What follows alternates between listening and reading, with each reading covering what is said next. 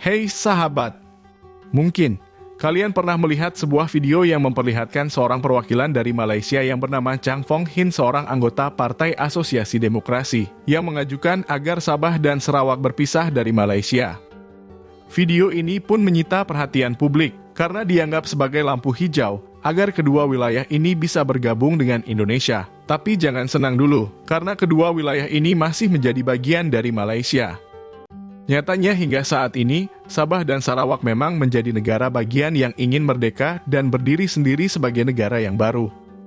Ada banyak hal yang menjadi alasan mengapa mereka begitu ngotot ingin keluar dari Federal Malaya. Mulai dari kekecewaan atas pemerintahan yang sedang berjalan, ataupun karena konflik perebutan wilayah yang tak kunjung selesai. Namun, bukan hanya kedua wilayah ini saja. Masih ada lagi wilayah bagian lain yang ingin melepaskan diri dari Malaysia. Yang pertama ada Sarawak. Wilayah ini juga berdiri banyak organisasi yang bertujuan untuk membebaskan Sarawak dari Malaysia. Salah satu wilayah bagian Malaysia ini juga ingin melepaskan diri dengan alasan ketidakadilan pembagian uang hasil minyak dari Petrol atau Petronas. Petronas ini sudah berdiri sejak tahun 1974 dan seluruh sahamnya dipegang oleh pemerintah Malaysia dan menjadi penyumbang pendapatan terbesar bagi negara. Dan sekitar 15% sejak tahun 2015 sampai 2020. Petroleum ini memang sebagian besar berasal dari Sarawak. Jadi tidak heran jika mereka menuntut untuk membagi hasilnya secara adil. Wilayah bagian yang terkenal dengan julukan Bumi Kelayang ini terletak di barat Laut Borneo dan perbatasan dengan negara bagian Sabah dan juga Provinsi Kalimantan Barat, Timur, hingga Utara. Pusat perekonomian Sarawak berada di ibu kotanya yang bernama Kuching.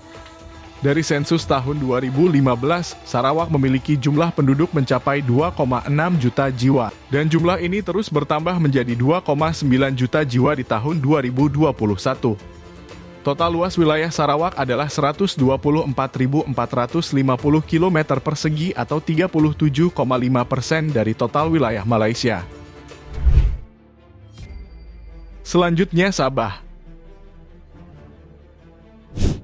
Sabah juga ingin melepaskan diri dari Malaysia. Alasannya karena isu rasisme minimnya rakyat Sarawak dan Sabah yang bekerja di instansi pemerintahan juga menjadi salah satu alasan kuat. Berbagai tuntutan pun hadir dari berbagai organisasi masyarakat dan tokoh partai politik kedua wilayah Sarawak dan Sabah. Mereka pun mengeluarkan referendum untuk memisahkan diri dari Federasi Malaysia. Referendum yang dibuat tahun 2021 lalu itu mendesak dilakukannya diskusi terbuka dengan pemerintah Federasi Malaysia. Mereka juga turut menuntut agar perjanjian yang dilakukan di tahun 1962 untuk menggabungkan Sarawak dan Sabah dengan Malaysia agar dibatalkan. Padahal jika melihat sejarah, saat Inggris masih memegang tampuk kepemimpinan, lalu mengubah sistem kewarganegaraan, semua organisasi bentukan Inggris sepakat untuk menjadikan bahasa Melayu sebagai bahasa resmi.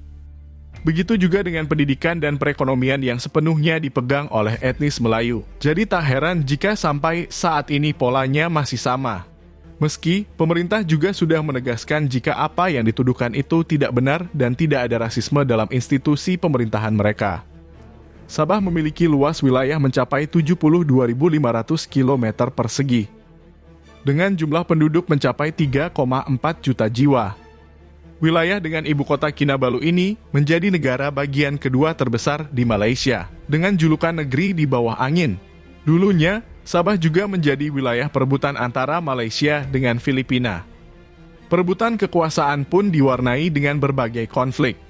Pemerintah Malaysia yang menolak klaim keturunan keluarga Sultan Solo ini bahkan memasukkan salah satu dari mereka dalam daftar teroris.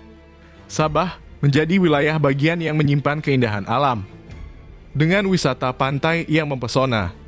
Sabah juga memiliki 1.400 km hutan hujan tropis yang menyumbang lebih dari 1/4 pasok minyak kelapa sawit mentah.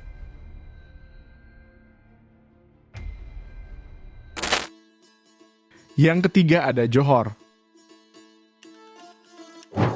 Negara bagian Malaysia ini bahkan mengecam atau mengancam ingin berpisah dari Malaysia dengan alasan merasa dianaktirikan oleh Malaysia. Ancaman yang disampaikan langsung oleh Sultan Johor, Sultan Ibrahim Ismail itu dilatar belakangi oleh dugaan pemerintah Malaysia ingkar janji untuk memberikan dana pembangunan. Selain itu, rakyat Johor juga membuat sebuah asosiasi yang dinamakan Johor Independent Association atau Asosiasi Johor Merdeka, yang tujuannya tidak lain untuk membuat gerakan Johor Merdeka. Padahal Johor adalah salah satu wilayah yang banyak memberikan kontribusi pada perekonomian Malaysia. Mulai dari potensi pertanian kelapa sawit, karet, hingga potensi pariwisata dan industri. Jadi sangat wajar jika mereka menuntut haknya diberikan. Wilayah yang berada di Semenanjung Malaya ini memiliki luas mencapai 19.102 km persegi dengan jumlah penduduk mencapai 4 juta jiwa. Dengan luas wilayah ini, Johor menjadi negara bagian terbesar kelima di Malaysia. Juga jumlah penduduknya menjadi yang terbesar kedua dan berhasil menempati urutan ke-7 terpadat di dalam negara. Ibu kota Johor adalah Johor Bahru, sedangkan kota Iskandar menjadi pusat pemerintahannya. Dan ini yang terakhir adalah Labuan.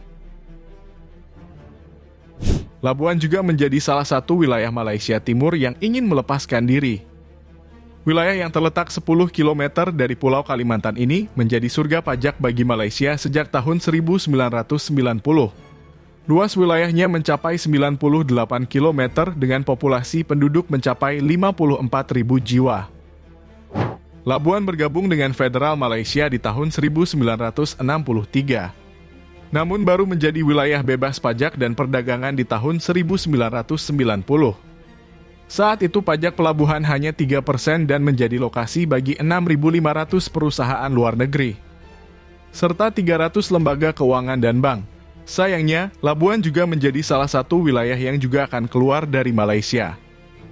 Karena letaknya berjauhan dengan Malaysia Barat, yang hanya tersisa jika Johor, Sarawak, dan Sabah melepaskan diri. Sebagai negara federal, Malaysia memiliki luas wilayah mencapai 330.803 km persegi. Jumlah penduduk Malaysia mencapai 34,2 juta jiwa, dengan kepadatan mencapai 98 km persegi. Malaysia dipimpin oleh seorang raja atau sultan yang dipilih setiap 5 tahun sekali. Raja Malaysia biasanya memakai gelar Sri Paduka Baginda yang di Pertuan Agung, sedangkan pemerintahan di bawah kuasa Perdana Menteri. Model pemerintahan di Malaysia mirip dengan sistem parlementer Westminster, atau sebuah sistem pemerintahan yang diatur oleh Parlemen Britania Raya. Dan yang menyediakan kedaulatan penuh adalah negara-negara seperti Australia, Kanada, negara-negara lain yang juga memakai sistem pemerintahan ini. Negara ini memiliki beragam etnik, 69,7%-nya dihuni oleh bumi putra, suku Melayu asli, dan kelompok pribumi lainnya. Sedangkan sisanya dihuni oleh etnis Tionghoa dan juga India. Islam menjadi agama terbesar di negara ini, juga sisanya menganut agama Buddhisme dan Kekristenan. Secara administratif, negara yang punya banyak kesamaan dengan Indonesia ini memiliki 13 negara bagian yang masing-masing terletak di Malaysia Barat yang terdiri dari 11 negara bagian.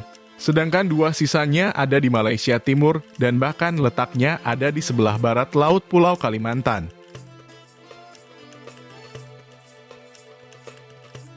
Terima kasih. Wassalamualaikum warahmatullahi wabarakatuh.